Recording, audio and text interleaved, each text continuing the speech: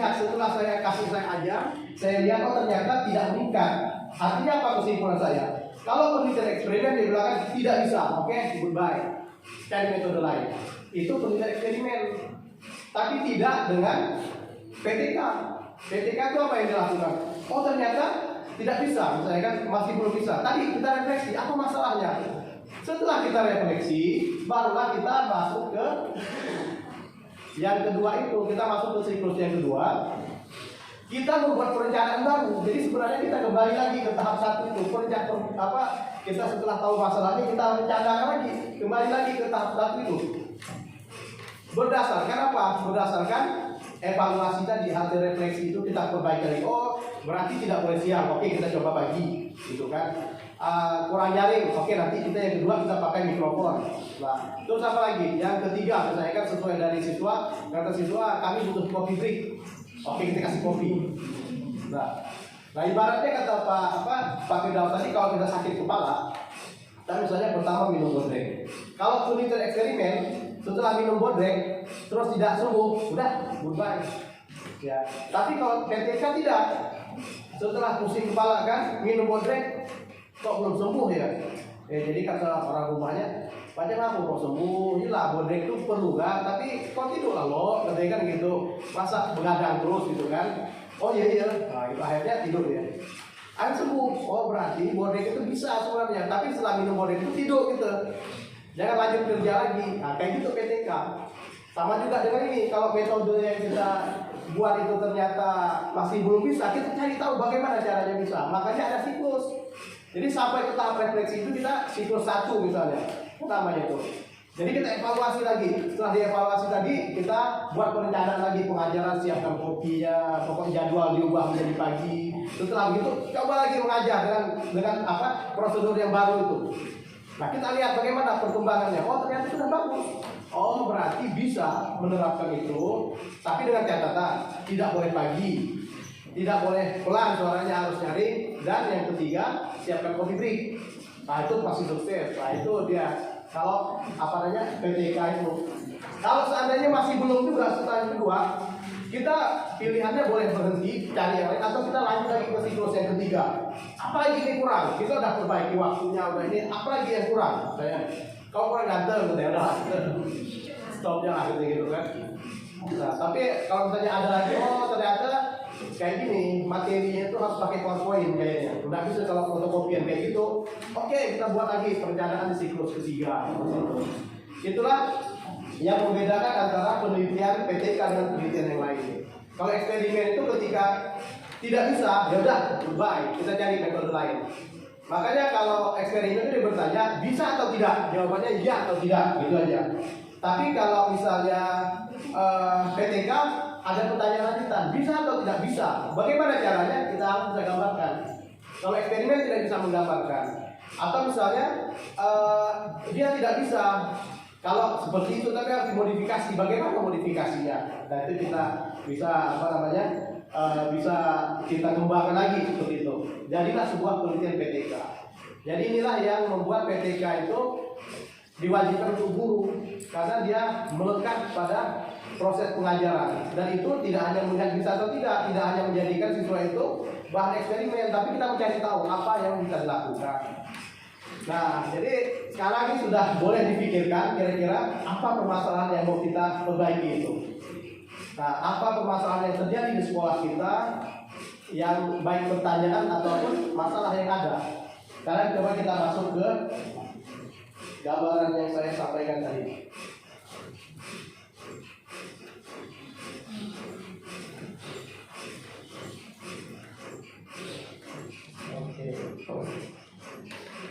Nah ini latar belakang yang saya bilang. Kalau kami yang pembimbing mudah sekali untuk membedakan yang mana mahasiswa itu buat sendiri dan yang copy paste atau dibuat oleh orang. Ya. Indikator yang paling besar, yang paling mudah dilihat di latar belakang. Kenapa? Karena latar belakang itu harusnya kita buat sendiri. Tidak bisa kita ngopi dari tempat orang. Tidak akan bisa. Dan ketika kita sudah bisa membuat latar belakang ini, saya katakan itu lebih dari 60% itu kita sudah berhasil melakukan penelitian. Karena apa? Dari latar belakang inilah kelanjutannya itu sampai pertanyaan penelitian, tujuan penelitian, metode dan sebagainya itu dari sini. Nah, apa sih isi latar belakang itu? Simple sebenarnya. Latar belakang itu tidak perlu panjang. Kalau saya bilang itu maksimal 1,5 halaman A4 itu sudah cukup. Ya. Tapi isinya padat. Jelas itu apa isinya? Pertama, isu atau kondisi ideal. Misalnya begini, kita berbicara tentang pembelajaran online. Ya, kita bisa ini paragraf pertama ini, paragraf pertama. Jadi cukup 1, 2, 3, yang merah itu bisa dipakai kita tidak. Nah, sampai yang keempat yang wajib itu 4 itu. 4 paragraf saja sudah cukup. Ya. Paragraf pertama isinya apa? Itu tadi isu umum atau kondisi ideal. Misalnya begini, kalau kita bicara online ini, pada tahun ini gitu kan terjadi pandemi di Indonesia, termasuk di sekolah saya di sini, sehingga pemerintah mewajibkan melakukan pembelajaran online learning, itu kan umumnya. Kemudian kondisi idealnya seperti apa? Seharusnya pembelajaran online learning ini adalah solusi yang tepat untuk digunakan pada saat pandemi seperti ini, di mana siswa dan guru tidak harus bertatap muka, guru bisa menyampaikan materi dengan mudah, siswa bisa mendownload materi dengan mudah, siswa bisa berkomunikasi dengan guru dengan mudah melalui teknologi online dan sebagainya, sehingga pembelajaran yang seharusnya dilakukan tatap muka itu bisa dilakukan secara online tanpa mengurangi kualitas pembelajaran. Ya, itu kan idealnya.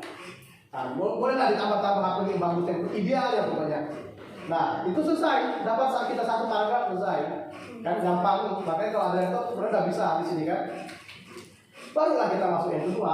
Kedua itu kondisi real, kondisi nyata pada saat ini. Tadi kan udah dapat nih kondisi idealnya. Harusnya dia mempermudah, harusnya dia aman dan sebagainya kan. Dapat 1 paragraf. Paragraf keduanya kita berbicara tentang kondisi real. Namun gitu kan. Nah, ini yang menarik. Pembelajaran tatap muka ini tidak selalu berjalan seperti yang diharapkan. Banyak terjadi masalah-masalah seperti misalnya masalah sinyal, masalah paket, kemudian belum lagi kesiapan siswa dan guru. Misalnya ada siswa yang belum siap baik secara fasilitas maupun secara kemampuan untuk mengikuti pembelajaran online. Begitu juga gurunya. Seperti halnya di sekolah saya, Anda masuk ke sekolah kita. Ya, di kelas yang saya ajar misalnya kan, kami sudah berusaha untuk melaksanakan pembelajaran sesuai dengan yang diharapkan, namun hasilnya belum memuaskan. Ada beberapa masalah, misalnya kan penyampaian materi melalui online itu dikit ya yang ikut, banyak yang tidak bisa ikut. Itu kita bicara tentang masalahnya.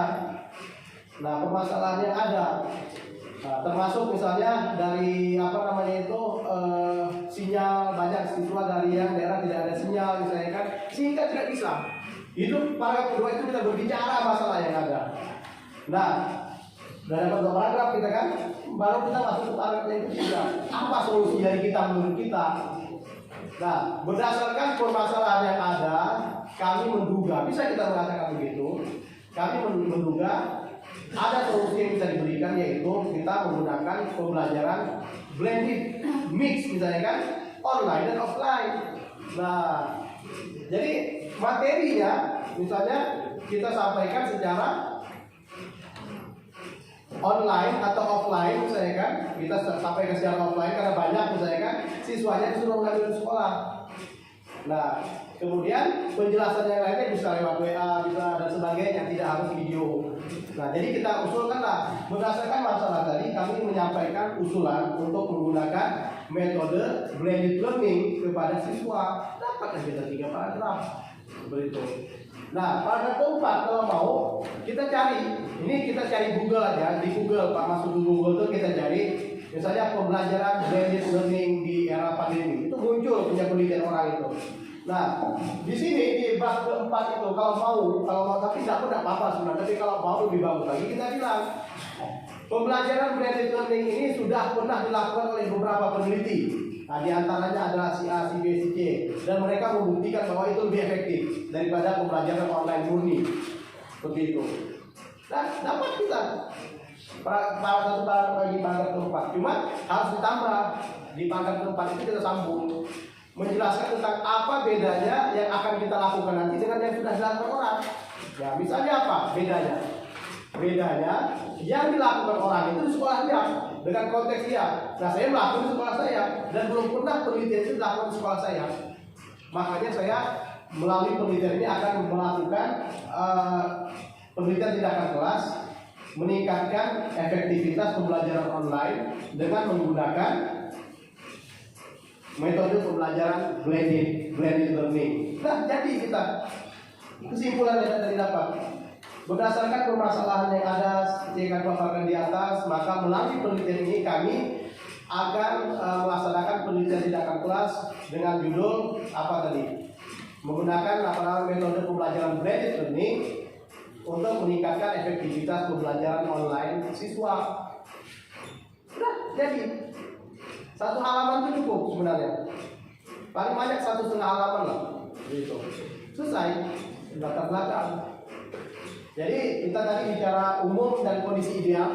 Idealnya mereka bisa menjawab pertanyaan terkait ini. Namun misalnya kan ada permasalahan masuk ke kedua. Nah, permasalahannya apa tuh identifikasi. Setelah kita tahu masalahnya, kita tawarkan solusi. Apa sih solusi yang mau saya tawarkan? Oh, saya akan menggunakan metode pengajaran, misalnya bahasa Inggris menggunakan gambar. Itu sudah jadi. Nanti saya akan coba tunjukkan contoh-contoh judul yang ada itu. Ada berpuluhan mungkin. Tinggal dilihat saja nanti. Nah, setelah dapat itu tekniknya yang kita tawarkan. Jadi bisa kita tawarkan itu strategi mengajar. Nah, teknik mengajar, media mengajar, bisa semua itu. Kita pilih satu yang mana kira-kira yang cocok untuk masalah kita tadi. Makanya kenapa tadi saya katakan paling mudah melihat orang kerjasama atau copy paste itu dari sini. Karena tidak mungkin permasalahan sama persis dengan tempat lain, tidak mungkin. Dan kadang-kadang kita lihat orang itu berbicara tentang tempat dia. Misalnya pembelajaran online bisa dilakukan dengan efektif dan sebagainya. Namun terkendala sinyal, misalnya kan begitu. Tapi dia melakukan penelitiannya di Pontianak, berarti kan tidak nyambung itu. Di mana di Pontianak itu tidak ada sinyal, kan begitu. Berarti dia copy paste. Nah, nanti kita harus bisa ini satu ini latar belakang.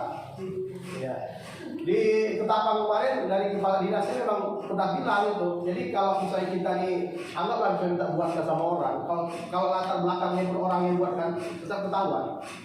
Bahkan kata kepala dinas Ketapang kemarin itu kebanyakan guru itu yang beda itu cuma judul. Jadi judulnya yang beda, isinya sama. Nah, tapi sebenarnya kalau kita kata seperti disampaikan Pak Firdaus itu, kita sebenarnya judul boleh sama. Yang penting isi beda kan begitu. Nah, judulnya tidak apa-apa, kita copy aja itu, kita ikuti itu sama, tinggal ubah tempatnya aja kan. Memang judulnya mirip semua, tapi isinya beda. Kan seperti itu. Itu lebih terhormat daripada judulnya canggih-canggih, isinya sama. Nah, seperti itu. Ini latar belakang. Jadi setelah ini mungkin siang nanti kita mulai buat latar belakang kita. Apa yang perlu kita tulis, masalahnya apa. Yang umumnya ya dulu. Baru sampai ke kesimpulan. Seperti apa kesimpulan kita, tinggal dibuat seperti itu. Jadi tadi misalnya kalau kita buat, idealnya pembelajaran online itu membantu dan bagus, efektif harusnya kan begitu. Karena kita tidak perlu tatap muka, cukup video call. Iya. Tapi ternyata ada masalah. Masalahnya yang kita ceritakan, masalahnya di kita. Baru strategi apa yang kita butuhkan, penelitian sebelumnya dan kesimpulan. Ya sampai di sini Bapak Ibu ada yang mau ditanyakan sebelum kita lanjut. Nanti baru kita masuk ke bab yang saya sampaikan tadi. Silakan. Ada? Silakan.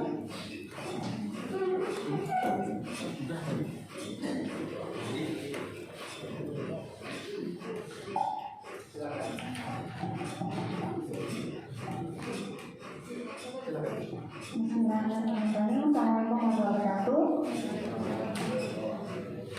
Saya Rizky Kurniawati Pak dari SMP 2 Teluk Batam.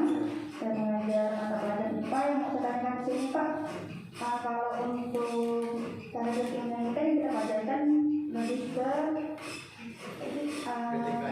ya Pak ya, karena kan fungsinya untuk kenaikan pangkat gitu Pak ya.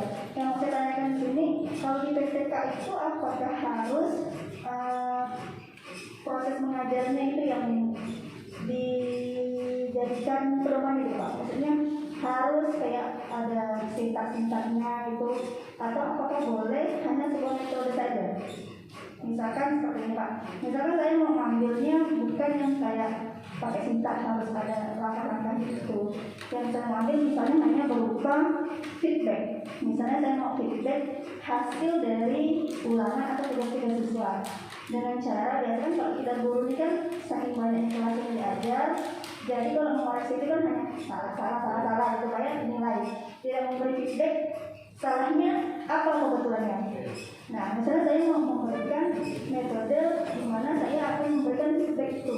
Apakah itu bisa dijadikan pekerjaan di dalam kelas atau tidak? Karena kan saya tidak fokus pada proses pembelajaran mengajarnya, tapi saya fokus pada hasil siswanya. Jadi misalnya saya kasih tugas, saya koreksi, saya kasih feedback, betulnya di mana gitu kan. Nanti saya misalnya kalau di prosesnya itu saya maunya belajar saya tampilkan lagi misalnya ke siswa, bisa kan gitu. Terima kasih Pak.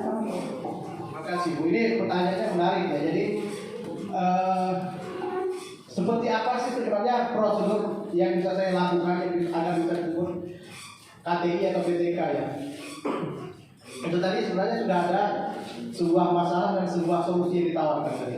Boleh tidak saya buat dalam bentuk PTK? Bisa. Yang penting kita ikut langkah-langkah PTK tadi. Pertama kan kita identifikasi masalahnya. Tetapi PTK ini kita memang wajib ada mengajarnya. Prosedurnya itu wajib. Makanya lampiran yang wajib dilampirkan itu adalah RPP. Nah, kalau ibu tadi bisa melakukan itu dengan digabung dalam proses pembelajaran, jadi pembelajarannya berbasis feedback. Nah, ibu buat perencanaan seperti apa akan saya lakukan dalam bentuk apa? RPP.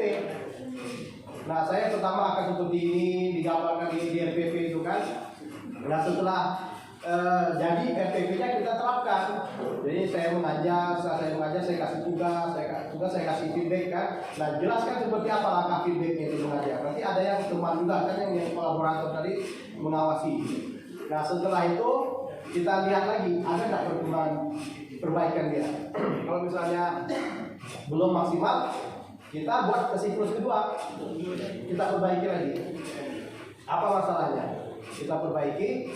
Setelah kita refleksi, dapat kesimpulan, bisa kita jadi PTK, begitu. Bisa jadi. Jadi kalau eksperimen tidak perlu kita perbaiki. Kalau eksperimen itu lebih simpel. Ibu punya masalah itu, ibu coba dengan metode itu, baru ibu kasih penilaian lagi. Kalau ternyata tidak meningkat, berarti tidak efektif. Itu aja sih sebenarnya, simpel ya. Tapi PTK tidak bisa.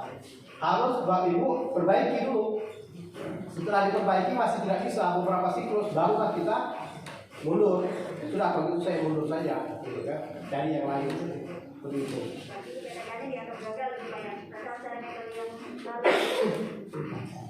Ini juga pertanyaan yang menarik, paling banyak ditanyakan juga. Kalau saya punya metode, kan tadi ada masalah, misalnya saya ada masalah, saya tawarkan solusi saya. Ternyata solusi saya tidak efektif. Apakah penelitian saya gagal? Tidak gagal.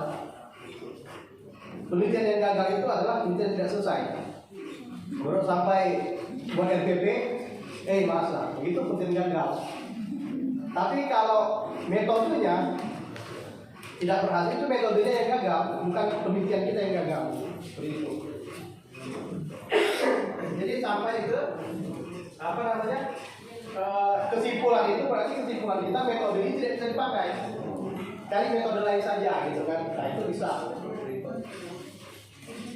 Oke, seperti itu ya. Untuk di sini kalau terkait ini kondisi ideal, kemudian game masalah, penawaran strateginya, game masalah itu kondisi real gitulah pokoknya. Artinya harus ada masalah gitu. Jadi kalau peneliti itu selalu mencari masalah begitu. Ya, datang ke sekolah itu cari masalah, gitu kan? Aku masalah di sini. Nah, kalau tidak ada masalah tidak bisa meneliti. Jadi tidak bisa tiba-tiba kita datang, saya membawa metode mengajar A, ke sini saya mengajar, saya mau PTK, tidak bisa. Tidak bisa begitu. Harus ada masalah dulu. Apa masalahnya? Kalau tidak ada masalah tidak bisa. Seperti itu. Oke, baru kita tawarkan strategi pendekatan dan sebagainya. Nanti kita langsung ke praktiknya.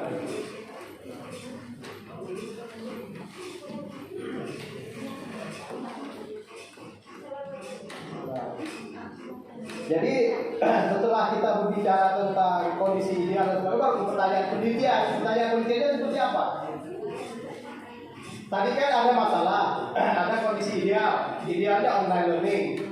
Kemudian setelah online learning, kita ideal seperti apa? Kita ada masalah. Masalahnya seperti ini. Nah, jadi pembelajaran itu tidak efektif. Nah, saya tawarkan solusi. Jadi kalau saya sampaikan kesimpulannya, saya akan melakukan penelitian ini. Pertanyaannya seperti apa berarti? Pertanyaannya gampang. Pertanyaan itu, bisakah metode blended learning meningkatkan kemampuan siswa pada pembelajaran online? Nah, udah mengalir dia kalau udah tahu latar belakangnya itu. Oke. Judulnya apa? Nah, judulnya tadi berarti meningkatkan kemampuan efektivitas pembelajaran online dengan menggunakan metode blended learning. Jadi judulnya, makanya kita datang dengan masalah dulu. Apa masalahnya? Kita bicara idealnya, masalahnya, dan situ udah mengalir. Kita dapat judul. Judulnya berarti meningkatkan kemampuan efektivitas pembelajaran online dengan menggunakan metode pembelajaran blended. Misalnya blended learning di sekolah mana. Dapat judulnya, baru latar belakangnya dan sebagainya kita buat. Bagaimana aktivitas siswa, dapatkah teknik meningkatkan dan sebagainya. Ini manfaat penelitian, ini umumnya ya. Oke, sekarang coba kita masuk ke materi kita itu.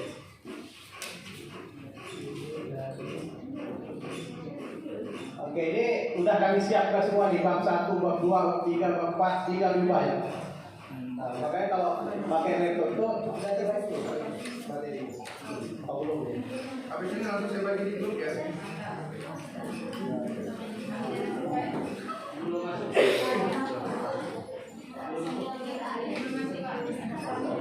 Oke, nanti pas break kita masuk ke semua. Jadi setelah itu kita full nanti.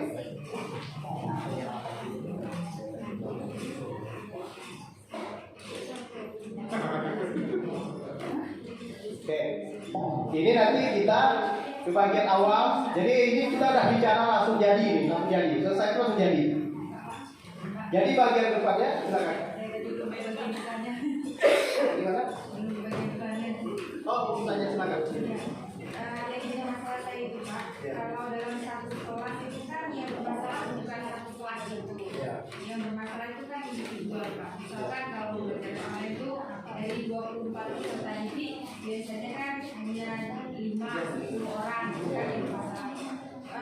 Kalau penyelesaian masalah ini untuk menyelesaikan 4 orang peserta didik tersebut atau untuk seluruh peserta didik 24 tersebut. Oke, ini juga memang menarik pertanyaannya itu. Artinya kalau udah paham semua gitu kan, tinggal mengajukan Pak. Nah, kalau misalnya di sekolah itu, di kelas itu ada 30 orang kan, ya, yang bermasalah cuma 10. Jadi saya penelitiannya skopnya yang mana? Kan begitu. Apakahnya dari 5 orang itu 2 orang tersebut atau berlaku umum untuk peserta didik? Padahal kan masalahnya beda-beda. Iya. Itu sebenarnya tergantung kebutuhan. Artinya begini, kita harus memang bisa melihat garis merahnya dari semuanya itu seperti apa. Nah, kemudian batasan penelitian kita. Jadi kita bisa hanya sebatas orang itu saja, kita beri pembelajaran khusus. Tetapi harus ingat kita kan berbicara tentang RPP. Nah, jadi disitulah kita melihat skop kita. Apakah RPP itu hanya untuk orang itu atau kita buat untuk semua? Begitu. Biasanya itu Pak, dari siswa ya, misalkan siswa terbaik dari kelas itu dengan cara apapun dia terbaik, tapi yang 10 orang tersebut dengan cara apapun. Ya. Kalau kondisinya seperti itu, kita buat kelas khusus bisa. Jadi kelas khusus mereka saja. Nah, jadi RPP yang umum itu kita punya RPP dan itu penelitian itu khusus untuk mereka boleh begitu. Makanya nanti ada skop penelitian, batasan penelitian. Apakah itu berlaku untuk semua kelas atau kita ambil berapa orang saja boleh begitu. Yang penting tadi RPP itu kita buat untuk siapa? Apakah hanya untuk orang itu saja atau untuk semua? Kalau menurut kita sudah gabung aja semua, berarti RPP-nya untuk semua. Jadi perencanaannya itu bisa terlihat di RPP itu. Seperti apa kita maunya berjalan itu, penilai akan melihat dari RPP. Seperti apa langkah pertama, kedua, seperti apa aktivitas siswanya, seperti apa gurunya, mereka akan membaca dari RPP itu. Nah kalau misalnya boleh nggak saya keluarkan dia dari kelas, saya buatkan kelas khusus, itulah yang saya teliti untuk meningkatkan, boleh tidak? Boleh, boleh seperti itu. Jadi kita batasi hanya itu saja. Yang penting itu memungkinkan dilakukan dari segi aturan, artinya kita dibolehkan kepala sekolah mengizinkan, oke silakan Bu dibuat perlakuan khusus, boleh gitu kan, tidak masalah. Tapi kalau misalnya kita bisa ambil secara umum boleh juga, artinya kita terapkan ke semuanya. Cuma kalau emang udah tidak masalah ya apa dilibatkan gitu kan.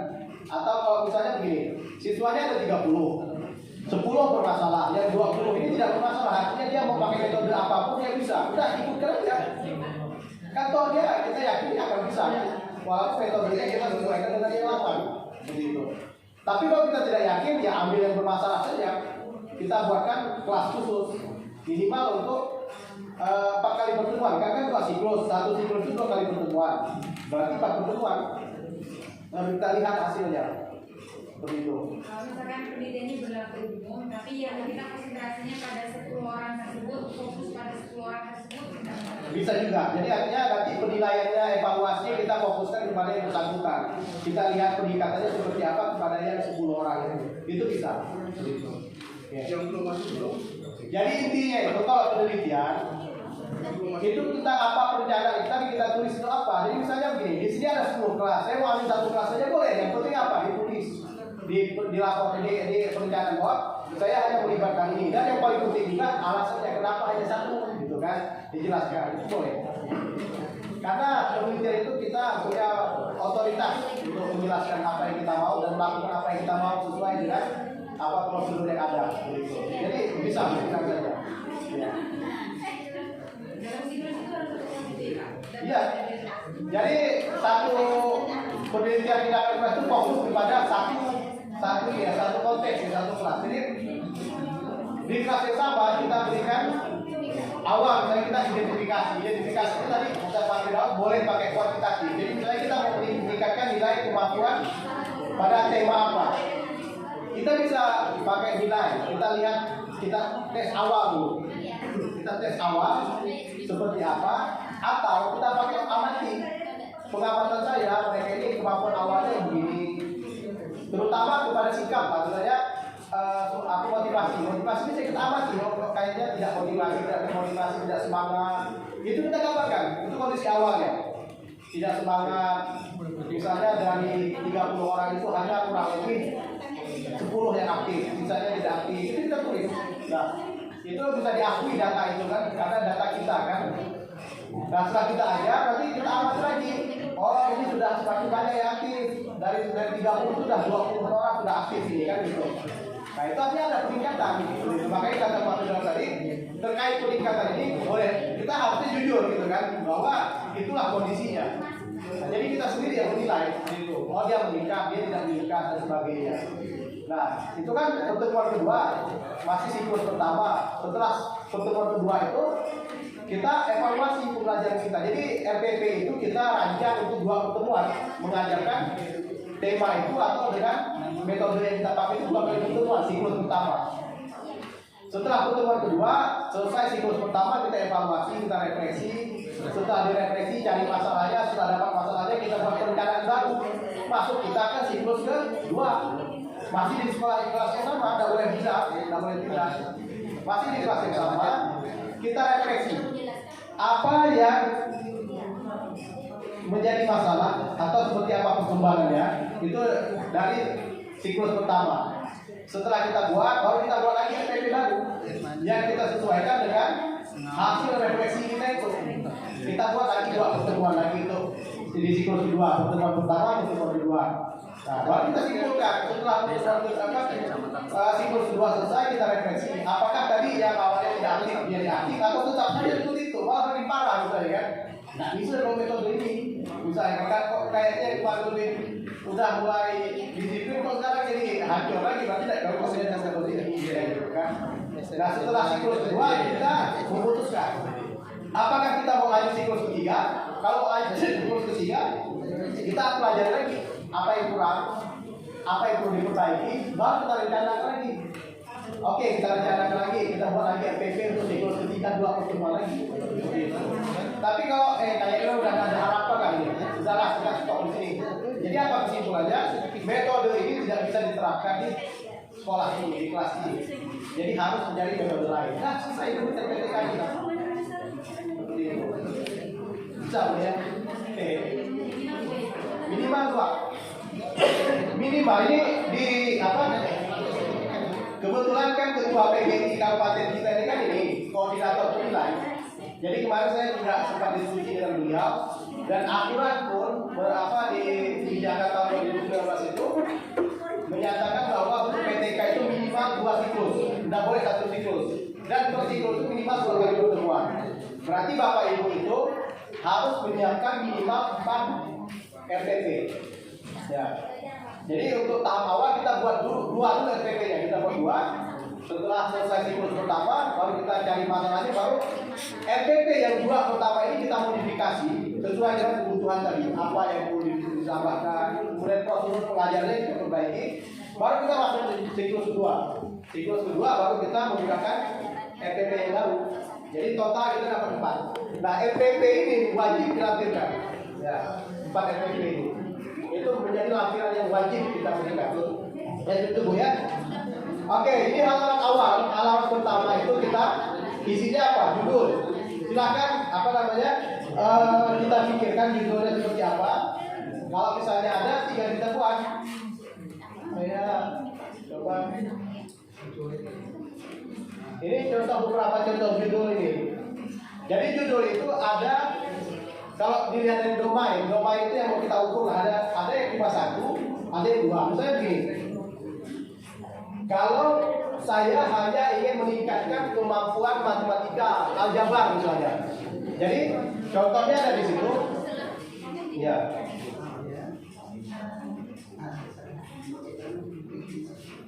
Dan bisa ya. Oke. Contoh yang di atas yang pertama ini menggunakan 1 domain. Artinya cuma 1 yang kita ukur apa? Misalnya nilai saja. Penggunaan pendekatan ilmiah dalam pengembangan kemampuan atau sikap 1 saja. Misalnya peningkatan kalau dalam di SD itu pakai tema-tema ya. Misalnya peningkatan kemampuan siswa membaca atau menulis indah misalnya. Menggunakan metode pembelajaran bergambar misalnya kan begitu. Nah, itu 1 domain saja yang kita ukur. 1 saja cukup nilai. Atau misalnya meningkatkan kemampuan siswa pada materi misalnya kalau matematika aljabar ya, pada materi aljabar dengan menggunakan metode diskusi misalnya. Jadi kita meningkatkan 1 domain saja begitu. Mengembangkan kemampuan siswa dalam bidang apa dengan menggunakan pendekatan ilmiah di sekolah mana. Nah, itu 1.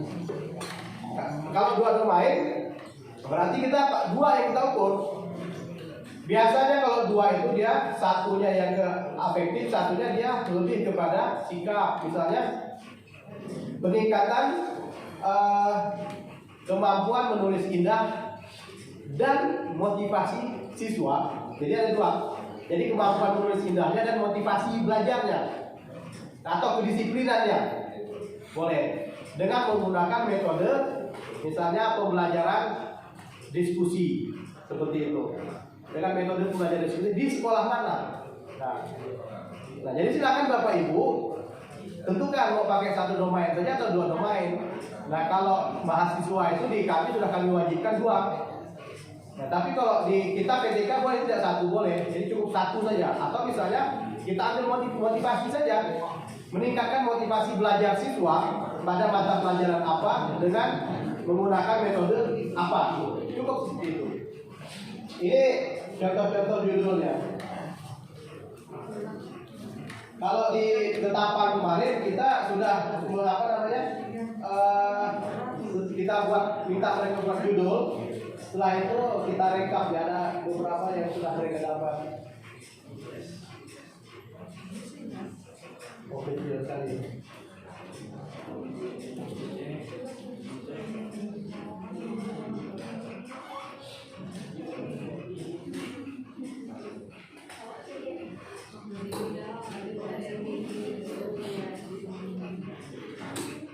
Oke, ini beberapa contoh judul ya. Ini ada sekitar 18, saya kirim juga ini. Misalnya peningkatan percaya diri dan hasil belajar. Berarti dia menggunakan dua domain.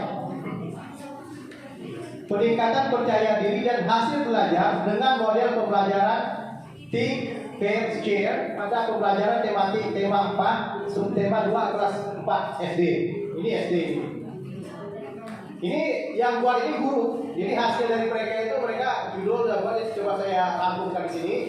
Nanti saya kirim biar dibagi di grup WA. Kemudian meningkatkan motivasi dan keaktifan. Nah, dia malah tidak ada hitung-hitungan. Jadi dia meningkatkan motivasi dan keaktifan. Belajar siswa kelas 5 melalui penerapan model pembelajaran discovery. Discovery. Ya. Dua domain dia. Jadi bagaimana kita mengukurnya, keaktifan dan motivasi? Kita yang amati. Jadi kita ketika sebelum kita mulai belajar, Bapak Ibu tuh catat seperti apa sih kondisi saat ini. Oh, motivasinya kurang. Seperti apa yang Bapak Ibu maksud motivasi kurang? Oh, kalau ditanya nggak ada yang menjawab. Nah, kalau pelatihan karya ilmiah di Sponti misalnya ngantuk, misalnya kayak gitu kan, kita gambarkan seperti apa kondisinya, digambarkan sesuatu. Itu Bapak sendiri yang mengukur dari Ibu. Keaktifannya seperti apa? Bapak ini juga gambarkan, kita gambarkan. Jadi pada saat ini siswa tidak terlalu aktif, pokoknya pasif semualah. Seperti apa digambarkan seperti itu. Nah, nanti setelah kita dapat masalahnya itu kita refleksi diri. Jadi sebenarnya kita intinya refleksi diri. Apa yang kurang dari saya kan begitu? Ya, saya sudah habiskan segala-galanya, tapi kok masih seperti itu dia kepada saya kan begitu. Nah, setelah kita dapat hasil refleksi itu, kita mikir apa sih sebenarnya solusinya yang saya butuhkan, kan begitu. Oh, ternyata kayaknya saya butuh media ajar baru. Media ajarnya seperti apa? Ada beberapa contoh itu, misalnya metode model pembelajaran discovery. Kayak ini lebih membuat mereka tertantang seperti mengikuti adventure kan, petualangan kan kayak gitu. Oke, kalau gitu saya pakai itu. Nah, dapat kita di paragraf ketiga pengantar tadi. Jadi masalahnya ini kondisi kita bicarakan ideal pertama ya. Idealnya pembelajaran di sekolah di kelas itu harus selalu bersemangat, itu idealnya. Harus selalu aktif karena sekarang itu bukan lagi teacher center tapi student center. Jadi kalau siswanya tidak aktif tidak akan jalan. Kita bicara begitu. Jadi idealnya harus aktif, harus motivasi supaya pembelajaran itu sukses dan berhasil. Kita ideal lah, kita puji-puji lah gitu kan yang namanya pembelajaran itu. Yang keduanya baru kita jelaskan kondisi kita. Namun, nah ini sakit tuh. Namun gitu kan, tidak seperti itu terjadi di sekolah saya. Siswa saya kok tidak semangat, tidak termotivasi, tidak aktif. Kita bicara itu di paragraf kedua itu. Nah setelah kita jelaskan baru masuk ke ketiga, apa yang mau saya berdasarkan pengamatan saya kemungkinan besar ini boleh amatan atau boleh kita ini boleh kita wawancara siswa itu lebih kuat. Sebenarnya ngaku bang kalau sudah semangat kan kita tanya, saya bang ibu tuh ngajar bosan bu, katanya kayak gitu suruh mencatat, ibu diktif data sampai balik bosan dari ibu, gitu kan? Coba nggak bu yang agak menarik, oke kita pakai discovery gitu, gitu kan? Kita pakai discovery seperti itu. Barulah kita masuk ke kesimpulannya kan dapatkan berdasarkan masalah itu kami menawarkan metode ini sehingga kami akan melaksanakan penelitian dengan judul ini, kan? Apalagi yang lain, peningkatan kreativitas dan hasil belajar. Nah, ini ada dua juga hasil belajar. Setelah ini kelas 5 materi pokok panas dan perpindahan melalui model yang berbasis masalah ya. Inilah contoh-contoh judulnya itu. Peningkatan kemampuan menulis, Permulaan dengan menggunakan media gambar pada siswa ini ya simpel sebenarnya, udah jadi penelitian. Ya. Itulah keuntungan PTK itu. Siap. Keuntungan PTK itu bahwa kita bisa menggunakan metode yang udah lama-lama. Ya, kalau eksperimen tidak bisa. Eksperimen itu harus baru. Kenapa? Kita kan mau uji ini aktif, ini efektif atau tidak. Kalau udah diuji orang, kenapa kita uji lagi kan? Tapi kalau PTK itu udah seperti itu. Kita memakai itu karena kita butuh. Kan sudah diuji. Itu sekolah dia. Kasus saya beda. Saya itu yang membutuhkan itu kan begitu. Jadi kita alasnya kuat. Masalahnya adalah ini dan solusi yang dibutuhkan ini walaupun terkesan sudah lama, tapi di saya baru dan siswa saya membutuhkan ini seperti itu. Ini gambaran judul-judul yang bisa kita buat. Jadi harapan saya nanti setelah break nanti kita udah dapat gambaran ini untuk bab 1 2 itu. Bab 1 kita udah dapat judul. Nah, setelah dapat judul kita buat mau nikahkan apa dengan apa baru masuk ke apa namanya dua domain ya. Baru masuk ke pendahuluan seperti ini. Saya yakin nanti kalau memang sudah dapat latar belakang ini kita buat sama-sama. Yang penting Bapak Ibu pikirkan dulu masalahnya apa. Terus kita mau solusinya apa yang kita tawarkan. Dua itu aja dulu. Setelah selesai ini kita akan langsung masukkan ke dalam latar belakang. Mudah-mudahan Bapak Ibu juga bisa langsung buat latar belakang. Tidak perlu full, idenya saja. Bagian pertama saya akan menjelaskan tentang ini bahwa metode ini efek pembelajaran itu harus aktif dan sebagainya. Saya memilih metode ini, permasalahannya ini kan, solusinya apa, baru ke kesimpulan. Tidak usah full dulu, idenya aja dulu. Nanti kalau sampai di rumah baru kita mengarang-arang menjadikannya paragraf yang lengkap seperti itu. Kalau sudah selesai nih Bapak Ibu, kalau sudah selesai nih untuk sampai ke bab 3 itu saya rasa setengah jam itu cukup. Ya, setengah jam itu cukup. Karena ini sudah kita buat ini semua. Nah, perumusan masalah tinggal diisi, tujuan penelitian tinggal diisi sesuai judul tadi. Udah ada tinggal diisi gitu ya. Oke. Hipotesisnya bunyinya apa udah ada. Oke. Jadi penulisannya di bab 3. Bab 3 saya katakan tadi Bapak Ibu tinggal ubah aja. Nah, tinggal ubah apa gambarnya saya ubah kayak gitu ya. Sama PTK itu sama kayak gitu. Lihat kan dasarnya diubah. Nah, tinggal Bapak Ibunya nih, misalnya siklus ya, siklus 1 dengan 2 kali tatap muka. Enggak usah diubah juga. Yang diubah itu cukup materinya. Siklus 1 membahas materi apa? Siklus 2 materi apa? Enggak usah diubah lagi Bapak Ibu. Ya. Saya jamin pokoknya kita kalau latar belakang itu tadi. Jadi kalau ini kan kami bisa bantu nih Bapak Ibu. Artinya sudah kami berkas seperti Bapak Ibu tinggal isi. Tapi latar belakang itu tidak bisa. Karena kalau Bapak Ibu langsung loncat di sini tanpa paham masalahnya apa, Bisa. solusinya apa yang ditawarkan, Untuk kenapa memilih solusi itu, syarat seminar. tidak akan jadi. Iya, maksudnya kita berusaha ini kita. Makanya kami kemarin di Ketapang itu 3 hari. 3 hari itu 1 hari pertama itu khusus menjadikan latar Tidak belakang harus jurnal kan? sampai jadi.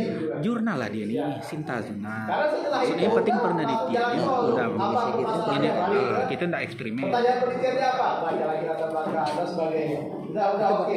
Waktu, tempat, ini tinggal isi. Itu buat PTK. So, waktu penelitian, tahapan apa, uraian kegiatannya apa, waktunya apa, udah.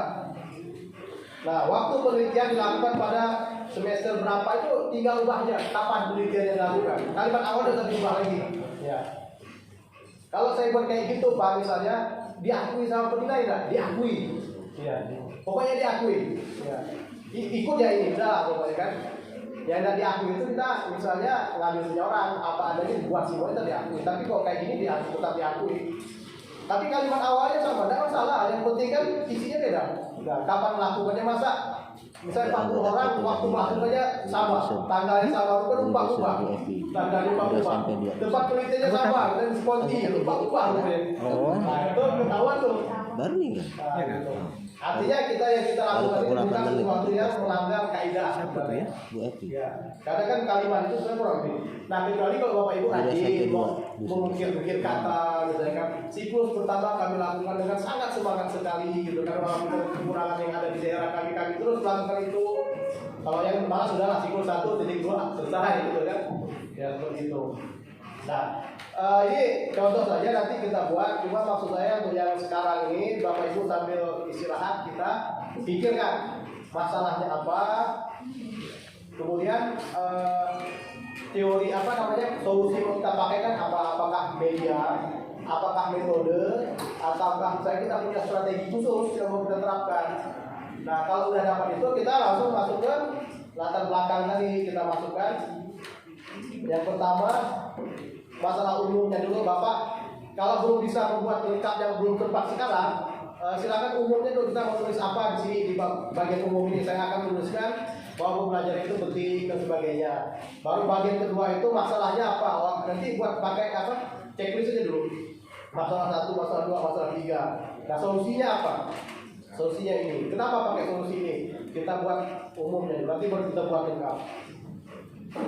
Nah, saya yakin kalau misalnya paling lama jam 2 lah kita udah selesai background, sisanya itu kita bisa selesai. Jadi besok itu Bapak Ibu sudah punya outline lengkap. Nah, nanti kan harapannya besok itu kita ada beberapa yang mempresentasikan outline-nya seperti itu. Nanti kita akan kasih masukan, tidak akan dihujat Bapak Ibu.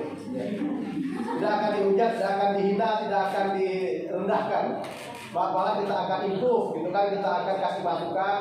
Oh itu Pak bagusnya begini, seperti itu. Nah, jadi paling tidak setelah selesai ini Bapak Ibu sudah dapat kerangka penelitian, tinggal Bapak Ibu laksanakan seperti itu. Oke, saya rasa seperti itu dulu Bapak Ibu. Nanti lanjut lagi Pak ya lagi. Oke, saya rasa untuk sekarang demikian. Assalamualaikum warahmatullahi wabarakatuh. Oke, terima kasih Pak Teddy yang begitu semangat mengantarkan materi tentang ini. Alhamdulillah kerangka sudah diberikan, sebentar lagi akan saya secara workshop.